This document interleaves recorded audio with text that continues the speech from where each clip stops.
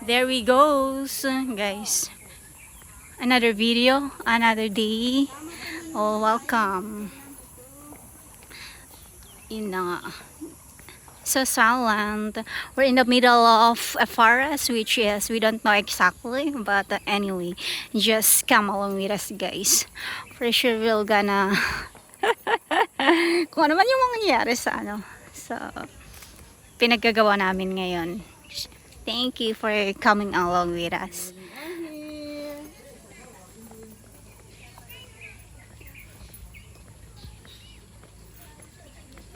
2 minutes and then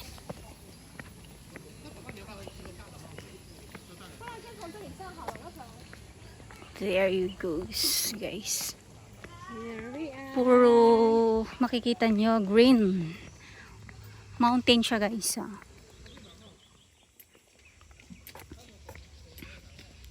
Well. 1 minute? Nasa 1 minute. Yeah. Malapit lang, sabi niya turn, no? Turn right, di ba? Yung sabi. So it means to say we're on the right track, right? Tingnan niyo yung daanan, guys. Pathway. Mamundok tayo. Yes, bundok naman na talaga. Mamundok tayo. Ay, ito yata. Dito.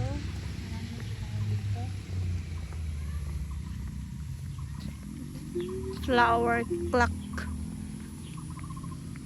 I think iba na yung napuntahan natin, but anyway, it's still good. We're still on the right track kahit papaano. Ito yata. Tama naman yung tawag dito. Sige, ito pa paano? There's a flower clock. Ito yung sinasabi niya na yung parang landmarks dito. Pero, I think, yung hydroneas na dapat na puntahan natin, it doesn't, wala na siya dito. But anyway, yeah, this is the flower clock. Kasi, we're gonna check it out, guys. Ang init eh. Anong oras na namin napuntahan? Yeah, this is it. They call it a flower clock, which is one of the landmark here in Yangmingshan. Yung dapat na sanang puntahan namin na hydroneas, wala na, guys. But anyway, I'll gonna show you here at the mountain. Napuntahan namin. Puro siya. Tama ba yung oras? Kasi gumagalaw siya, guys, eh. Wait, anong oras ngayon?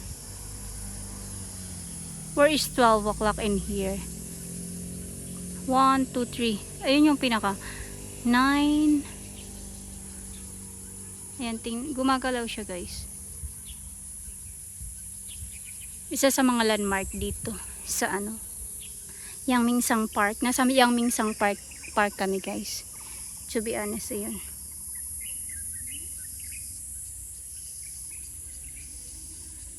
We're going to the waterfalls, guys. And they said we did buy some water. So we did ask how many minutes it will take. They said almost like 10 minutes. So we'll just take it out. 10 minutes. Okay. Let's go.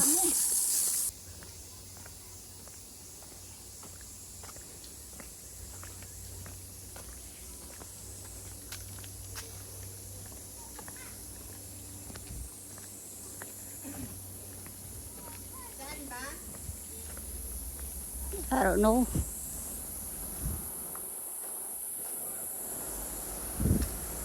Maybe here.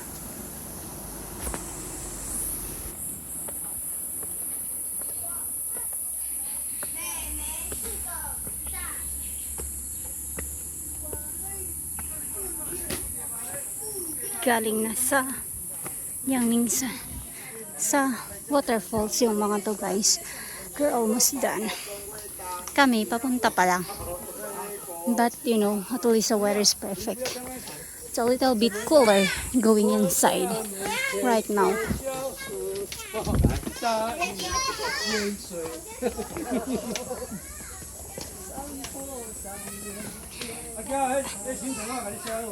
As you can see, guys, ang ganda pa yung papunta.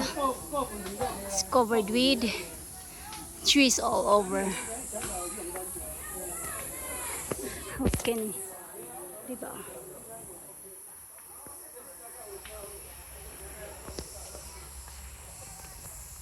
I'll just go around, guys. Grabe. Hiningal ako, but we're gonna check. Walang urungan, andito na tayo. Almost 5 minutes pa lang yung nilakad namin, guys, ah.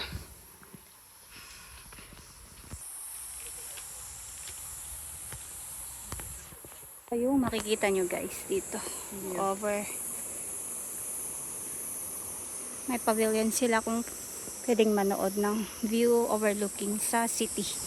Pero hindi kita. Puro fresh air, guys. We're still on roll para sa waterfalls. This is the hiking trail papunta doon, guys. Medyo cooler yung area, guys. So maganda siya kasi tawag na to, mainit talaga. Pero dito, dahil surrounded siya ng mga trees and everything, you can see everything in here is like covered with trees and everywhere. So like it's really good to enjoy this kind of nature once in a while. So if you want to come in here, please do enjoy this stunning trees all over this area, guys. Parang na slowly back to the right track going to the Dathun Waterfalls. Pathway lang siya, guys. Trails lang talaga yung mga daraanan nyo. Pero it's really good. Ano naman siya. Kahit itong pababa, as you can see, may handrail naman siya. Matibay siya. It's made out of metals. So, we're almost there, guys. Naririnig na natin yung dyan sa baba. Naririnig na natin yung mga tilaok ng mga sounds of the water, and may mga naririnig din akong huni ng mga insects. Ayan yung kita. I don't know what kind of waterfalls are we going to see, but just keep in touch until the very end, guys, and enjoy the view while we're on track. O, diba?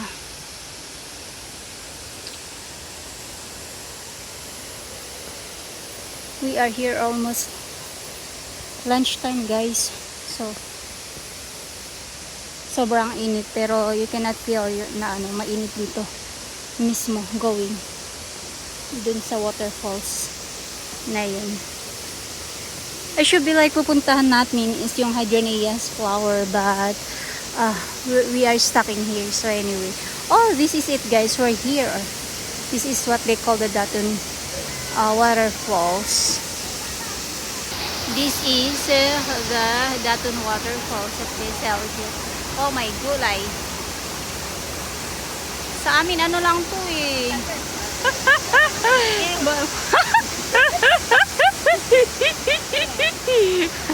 But anyway, just enjoy the view. Maganda rin naman yung area kasi really fresh air. Kahit ganun, may bridge doon sa taas niya. Ewan ko kung anong dito. Grabe, waterfalls talaga yung sabi nila dito. Sa amin lang to eh. Madami kasi. Anyway. Ay, nako. Nakakatawa siya pero oh my gosh, what is this? Ayan siya. I'll just take some videos around here area, guys, as you can see. We'll not go in there na, guys. Andito kami sa labas na by Renoy. That is the Dathun waterfalls.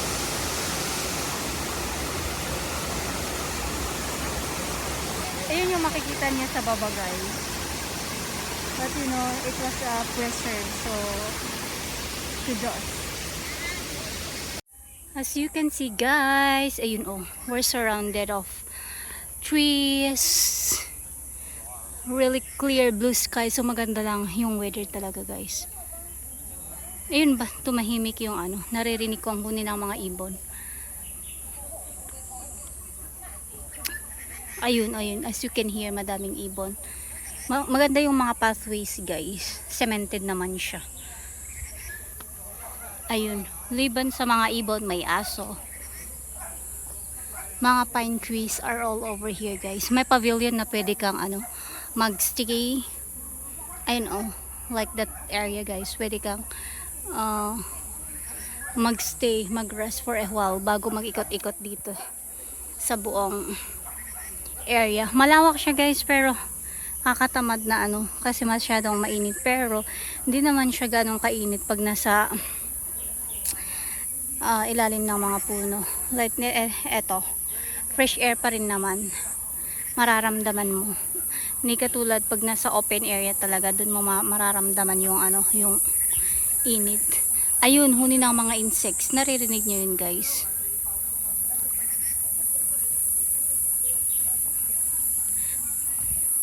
Madaming mga paparating na mga naglakad-lakad dito, guys. Ayun.